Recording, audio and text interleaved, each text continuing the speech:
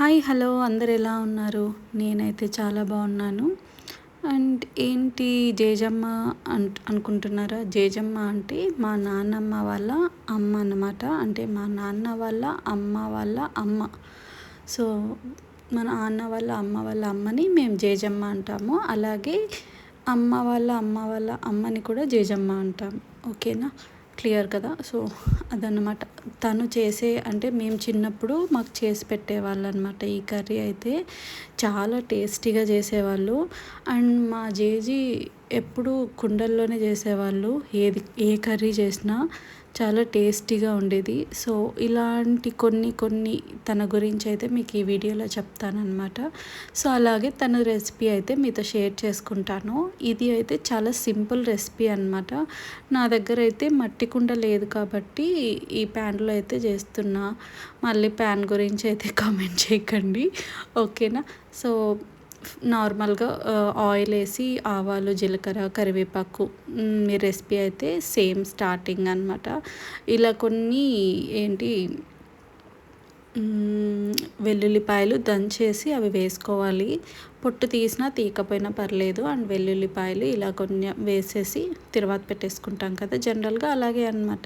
So ఇదే ప్రాసెస్ని మనం కుండల్లో చేస్తే చాలా టేస్టీగా ఉంటుంది. తను ఎప్పుడు మాకు కుండల్లోనే చేసేదన్నమాట. ఆల్మోస్ట్ అంటే నేను సెకండ్ క్లాస్ అలా ఉన్నప్పుడు తనకి ఒక 80 ఇయర్స్ అలా ఉంటాయి. అయినా కూడా తన ఓన్గా తను అన్నీ చేసుకునేవాళ్ళు. తనకి ఎవరు చేసి పెట్టినా కూడా నచ్చేది కాదనమాట. సో అందుకని తన ఓన్గా తనే చేసుకునేది. సో ఇలా అయితే కొంచెం చింతపండుని గుజ్జు అయితే తీసేసుకోవాలి. అండ్ ఇది వచ్చి ఓన్లీ పల్లీల పౌడరు. పల్లీలని అయితే ఇలా మిక్సీ పట్టుకోవాలి, లేకపోతే మీకు దంచే ఆప్షన్ ఉంటే ఇంకా టేస్ట్ బాగా వస్తుంది అనమాట. సో తన పని తనే చేసుకునేది, అన్ని బట్టలు వాషింగ్తో సహా అన్నీ చేసుకునేది. అండ్ మాకు స్నాక్స్ కూడా చేసి పెట్టేది అప్పుడప్పుడు. తనకి నా పేరు తిరిగేది కాదనమాట. సో నా పేరు కొంచెం డిఫికల్ట్గా ఉంటుంది. సో తన నా పేరుని ఒక విధంగా పిలిచేది. అప్పుడు నాకు ఇంకా అంటే తన పిలుపు ఇంకా గుర్తుంది, తను ఎలా పిలిచేది అనేది. అంటారు కదా కొంతమంది మన మైండ్లో నుంచి అంటే ఇక్కడ మన లోకంలో నుంచి వెళ్ళగలరు కానీ మన జ్ఞాపకాల నుంచి వెళ్ళలేరని. సో నా జ్ఞాపకాల నుంచి వెళ్ళలేని ఒక పర్సన్ అయితే మా జేజమ్మ. చాలా బాగా చూసుకునేవాళ్ళు మమ్మల్ని. అండ్ తను అంటే తనకు చేత అయినంత వరకు మాకు అన్నీ వండి పెట్టేది. తను చేసిన కర్రీస్లో అయితే నాకు బాగా ఇష్టమైన కర్రీ అయితే ఎండు చేపలు అనమాట. ఎండు చేపలు వంకాయ వేసి కుండలో చేసేవాళ్ళు. చాలా టేస్టీగా అనిపించేది. అండ్ ఇంకొకటి పప్పు కూడా అంతే.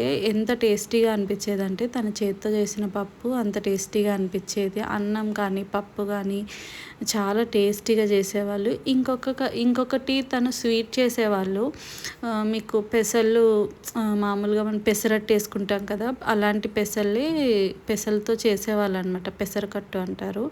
సో అది చేసేవాళ్ళు బెల్లం వేసి. అసలు ఎంత టేస్టీగా ఉండేదంటే అంత టేస్టీగా ఉండేదన్నమాట. ఎలాంటి స్వీట్స్ కూడా దాని ముందు పనికిరావు, అంత టేస్టీగా ఉండేది. అది కూడా కుండల్లోనే చేసేవాళ్ళు. చాలా టేస్టీగా ఉండేది. జస్ట్ బెల్లం పెసళ్ళు వేసి చేసేవాళ్ళు. చాలా టేస్టీగా వచ్చేది. సో ఇలా మొత్తం బాగా మరిగినప్పుడే వేసుకోవాలి. కారం పొడి కానీ పల్లీల పౌడర్ కానీ బాగా మరిగినప్పుడే వేసుకోవాలి. మరిగినప్పుడు వేసుకుంటేనే అది టేస్ట్ అనేది మనకి బాగుంటుంది, లేకపోతే అది స్మెల్ వచ్చేస్తుంది, కారం పొడి స్మెల్. సో ఇలా మొత్తం ఒక 5 మినిట్స్ అలా ఇలాగే మరగబెట్టేస్తే సో మన కర్రీ అయితే రెడీ అయిపోయినట్టే, అంతే అనమాట. చాలా సింపుల్. అండ్ మీకు చేస్తున్నప్పుడే ఎంత స్మెల్ వస్తుందంటే అంత మంచిగా స్మెల్ వస్తుంది, తినాలనిపిస్తుంది. మీకు ఎప్పుడైనా ఏదన్నా తినాలనిపించకపోయినా అలాంటివి ఏమన్నా అనిపించినప్పుడు ఈ కర్రీ ట్రై చేయండి. చాలా సింపుల్గా అయిపోతుంది, చాలా టేస్టీగా కూడా ఉంటుంది, పుల్లగా చాలా బాగుంటుంది. ట్రై చేయండి ఎప్పుడైనా.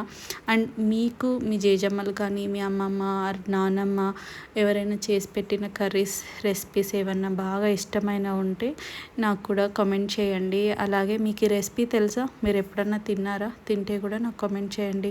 సో నేనైతే ఇంకా తినేద్దామని వడ్డించుకుంటున్నా. ఇదండి మా జేజమ్మ స్టోరీ అయితే. సో తనైతే ఇప్పుడు మాతో లేదు, బట్ స్టిల్ తన జ్ఞాపకాలు అయితే మాతో అలాగే ఉన్నాయి.